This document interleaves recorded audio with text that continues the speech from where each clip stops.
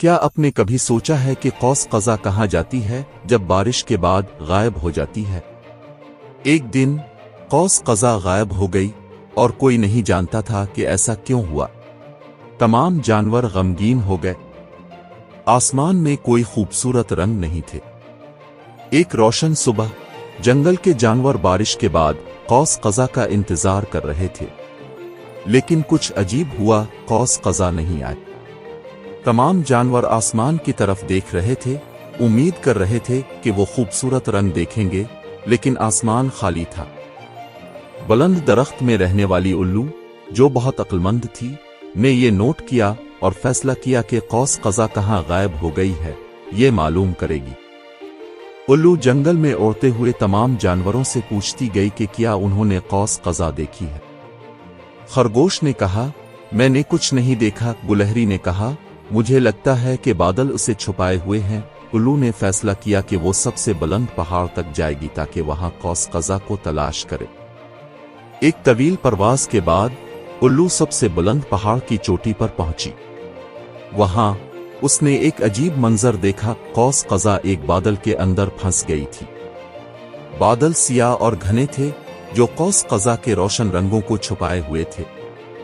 الو جانتی تھی کہ اسے قوس قزح کو آزاد کرنا ہوگا، لیکن کیسے؟ الو نے ایک لمحے کے لیے سوچا، پھر اس نے وہ پرانی کہانیاں یاد کیں جو اس کی دادی اسے سنایا کرتی تھی۔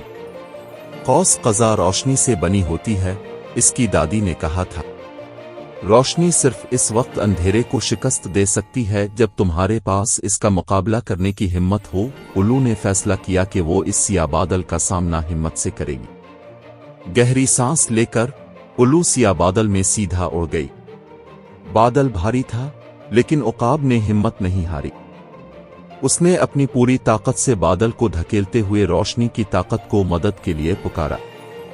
آخر کار ایک چمک کے ساتھ قوس قزح بادل سے آزاد ہو گئی اور آسمان رنگوں سے بھر گیا۔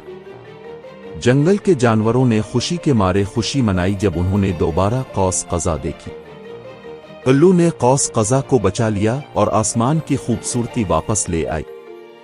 شکریہ عقل مند الو، گلہری نے کہا، تم جنگل کے ہیرو ہو۔ الو اپنے پسندیدہ درخت پر بیٹھی آسمان میں قوس قزح کو دیکھ رہی تھی۔ وہ مسکرائی، یہ جان کر کہ ہمت اور حکمت کسی بھی اندھیرے کو شکست دے سکتی ہے۔ اس دن کے بعد قوس قزح کبھی غائب نہیں ہوئی۔ جنگل کے جانوروں نے سیکھا کہ یہاں تک کہ سب سے تاریک وقت میں بھی روشنی اور امید ہمیشہ اپنا راستہ تلاش کر لیتی ہے۔